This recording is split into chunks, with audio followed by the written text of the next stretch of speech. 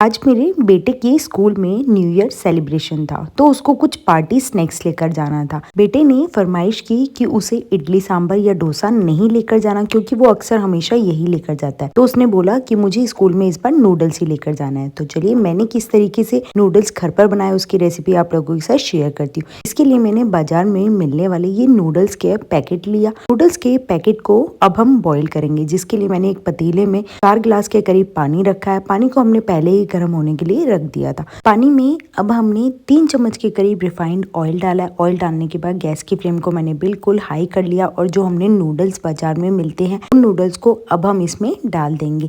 और ध्यान रखें, नूडल्स को हमें बिल्कुल भी ज़्यादा बॉईल नहीं करना है। अगर आप इन्हें ज़्यादा बॉईल करेंगे इनका खाने में टेस्ट बिल्कुल भी अच्छा नहीं आएगा। हाई फ्लेम पर मैंने नूडल्स को कम से कम 2 से 3 बार अच्छे से उबाल आने तक के लिए उबाल लिया था। अब हम इसको साथ के साथ ही किसी छलनी में डालकर इसका जितना एक्स्ट्रा पानी है उसको निकाल देंगे। ना नूडल्स का एक्स्ट्रा पानी था उसको हमने निकाल दिया है। निकालने के बाद इसके नीचे पतीला रखकर अब हम इसको सीधा डायरेक्ट पानी के नीचे से अच्छे से जितना भी इसमें गर्माहट होगी उसको हमें निकाल देना है, जिससे कि बिल्कुल ज्यादा गर्माहट की वजह से ये ओवर कुक ना हो पाए। ये देखिए अच्छे से मैंने इसको पानी के साथ ठंडा कर दिया है। ठंडा करने के बाद मैंने हाथ पर ऑयल लगा लिया। ऑयल लगाने के बाद अब हम इस ऑयल को नूडल्स पर लगा देंगे, जिससे कि जो हमारे ये नूडल्स हैं वो एकदम से खिले खिले बनकर तैयार होते हैं।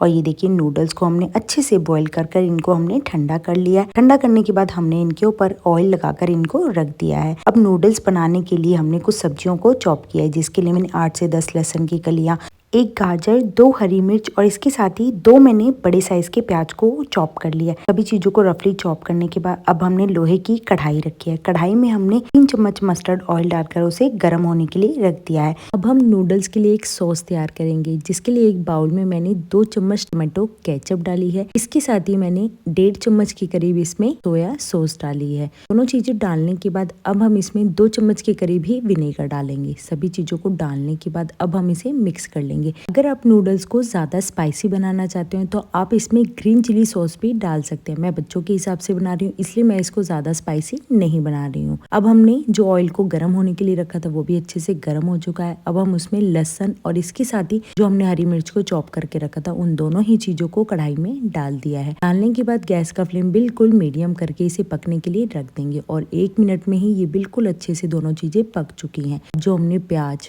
शिमला मिर्च और इसके साथ ही गाजर को चॉप करके रखा था उन सभी चीज़ों को भी हमने कढ़ाई में डाल दिया है। डालने के बाद गैस का फ्लेम हम बिल्कुल हाई कर लेंगे और हाई फ्लेम पर ही इसे लगातार चलाते रहेंगे।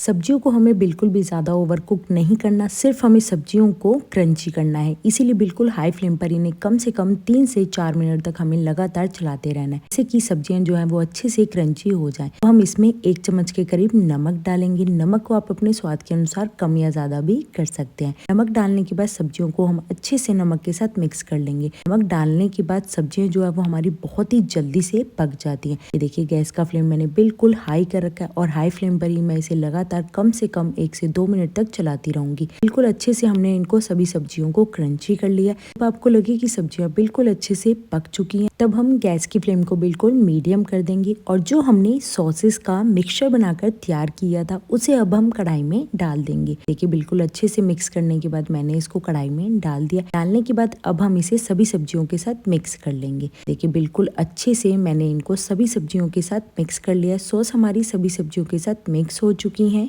तब हम इसमें जो हमने नूडल्स को बॉईल करके रखा था उन्हें भी डाल देंगे। डालने के बाद मैंने 2 फोक लिए हैं। फोक की हेल्प से अब हम नूडल्स को सभी सब्जियों के साथ मिक्स कर लेंगे। गैस का फ्लेम मैंने बिल्कुल मीडियम कर रखा है और मीडियम फ्लेम पर ही हमें सभी सब्जियों के साथ नूडल्स को अच्छे से मिक्स कर लेना है। 1 से 2 मिनट तक मैंने बिल्कुल गैस का फ्लेम मीडियम करके नूडल्स को सभी सब्जियों के साथ मिक्स कर लिया। और ये देखिए नूडल्स जो है वो सभी सब्जियों के साथ मिक्स हो चुके हैं। गैस का फ्लेम हाई करके अब हम इसे 1 से 2 मिनट तक लगातार चलाते रहेंगे और जिससे कि जो हमारी नूडल्स है वो बहुत ही ज़्यादा टेस्टी बनकर तैयार होती है। अगर आप लोग भी अपने बच्चों की स्कूल पार्टी के लिए कोई स्नैक्स बनाना चाहते हैं या आप इस न्यू ईयर पे कुछ नया बनाना चाहते हैं तो आप इस नूडल्स की रेसिपी को ज़रूर घर पर बनाकर ट्राई कर सकते हैं। गर्मा गर्म नूडल्स हमारे बनकर तैयार हो चुके हैं। मैंने तो अपने बेटे के लंच बॉक्स में इनको पैक कर दिया है। आप भी मेरी इस रेसिपी को एक बार बनाकर ज़रूर ट्राई कीजिए। और अगर आप लोगों को मेरी ये वीडियो अच्छी लगी तो प्लीज़ मेरे चैनल को लाइक करें, शेयर करें, सब्सक्राइब करें।